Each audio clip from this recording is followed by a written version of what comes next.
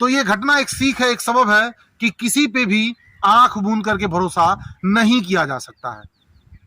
8,52,000 रुपए की बात नहीं है, बात यहाँ विश्वास को तार तार करने की है, विश्वासघात करने की है। इतना क्लोज फ्रेंड पैसे को देख करके, पैसे की लालच के वशीभूत होकर के उसने इस घटना को अंजाम दिलवाया और अब सलाखों के पीछे है। मुजरिम कितना हो, सातिर क्यों ना हो, एक न एक दिन उसका सातिराना ये जो अंदाज है वो समाप्त हो ही जाता है और कानून के हत्थे चढ़ ही जाते हैं और उसके पास वो अपने पैर पे ही कुल्हाड़ी मारते हैं। इस तरह की घटनाओं को अंजाम दे करके अपने जीवन को गर्त में डाल देते हैं। आज के दौर में किसी पे भी विश्वास नहीं किया जा सकता है, वो भी खासकर जब पैसे की बात आ जाए। आज की जो घटना है गोरखपुर के बेलीपार थाना अंतर्गत पड़ने वाले जूड़ापुर की कहानी है, जहां एक दोस्त को एक दोस्त ने ही ठग लिया क्या, उसके साथ लूट की एक बड़ी घटना को अंजाम दिलवाया। बात है 24 दिसंबर की रात को। सुजीत यादव जो कौड़ीराम के धसका निवासी हैं, बेलीपार थाना अंतर्गत पड़ने वाले जूड़ापुर गांव में उनका ननिहाल है और अपने ननिहाल में ही वो रहते हैं। उनके एक मामा के लड़के हैं धर्मेंद्र, जो बैंकॉक में रहते हैं।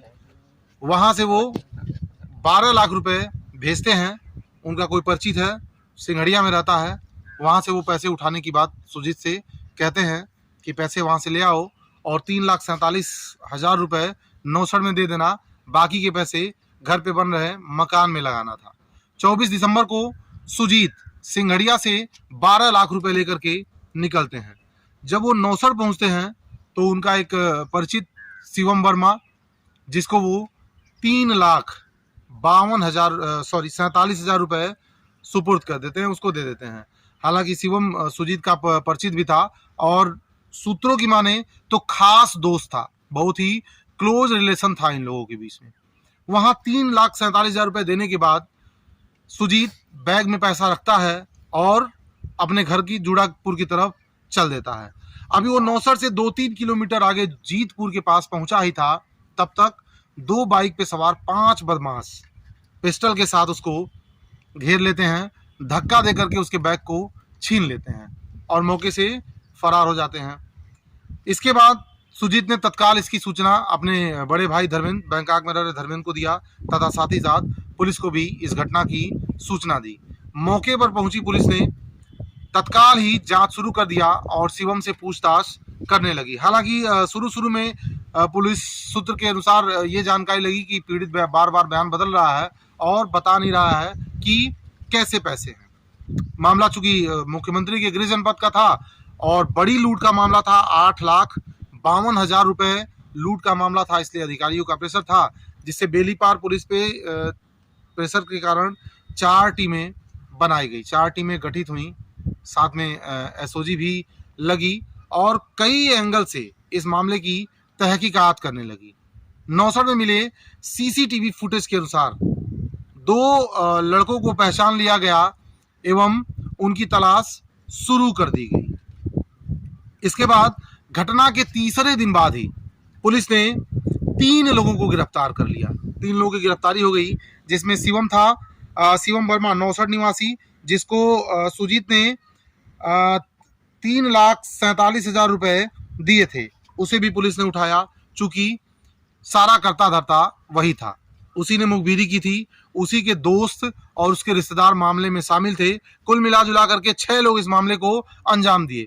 पहले तो पुलिस को 5 लोगों पे ही शक था, या पीड़ित ने 5 लोगों को ही बताया था कि 2 बाइक पे 5 लोग सवार थे और उन्होंने घटना को अंजाम दिया। लेकिन जब पुलिस इस मामले की तहकीकात ग्राउंड लेवल से करने लगी, तब बात खुल करके सामने आई कि सारा करता धरता शिवम वर्मा है, जो रहने वाला खजनी का था, लेकिन नौसड़ में भी वो रहता है।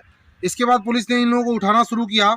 घटना के तीसरे दिन बाद 3 लोगों को गिरफ्तार किया। सबसे पहला शिवम उर्फ सोनू पुत्र भोला वर्मा निवासी सतुआ भार थाना खजनी जनपद गोरखपुर। नौसड़ में सुजीत ने इनको 3,47,000 रुपए दिए थे। इसने मुखबिरी की थी और अपने दोस्तों और अपने रिश्तेदारों से लूट की घटना को अंजाम दिलवाया था। दूसरी जो गिरफ्तारी थी वो राम आशीष उर्फ रक्षा वर्मा पुत्र हीलालाल निवासी भैंसा बाजार थाना बांसगांव जनपद गोरखपुर। तीसरी गिरफ्तारी प्रदीप यादव पुत्र बेचई यादव निवासी खड़ुआ भैंसा बाजार थाना बांसगांव जनपद। ये 3 लोगों की गिरफ्तारी हुई। अब बच जाते हैं 3 लोग। पुलिस जांच को और आगे बढ़ाती है, इन लोगों के पास से कुछ पैसे भी बरामद करती है। अब जो वांछित अभियुक्त थे, जो फरार चल रहे थे, उसमें से राज पंडित उर्फ गोविंद उपाध्याय पुत्र त्रियुगी उपाध्याय निवासी पगार थाना बांसगांव जनपद गोरखपुर, राकेश कुमार गौतम ये दूसरे वांछित थे, पुत्र श्याम सुंदर निवासी पिपरा थाना सैदनवा जनपद गोरखपुर। जो तीसरे वांछित थे सत्यम राय पुत्र मुरारी राय निवासी पगार थाना बांसगांव जनपद गोरखपुर। ये 3 जो वांछित थे और अभी तक फरार चल रहे थे, इनकी गिरफ्तारी अभी नहीं हो पाई थी।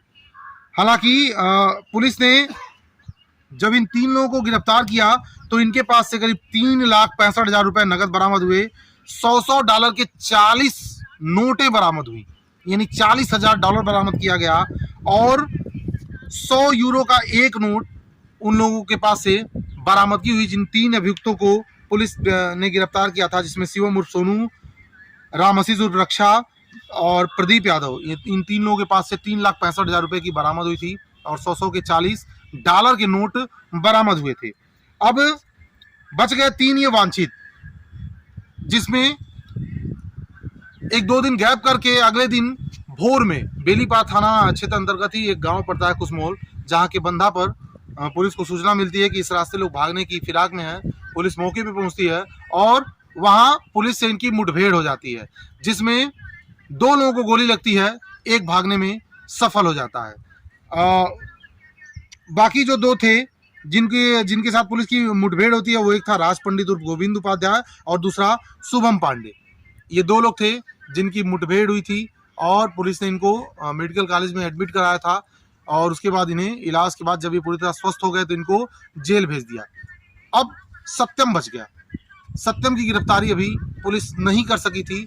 बीते बुधवार को पुलिस ने प्रेस कॉन्फ्रेंस के माध्यम से जानकारी दी कि सत्यम की भी गिरफ्तारी हो गई है। इसके पास से भी करीब 1,65,000 रुपए की बरामदगी हुई है।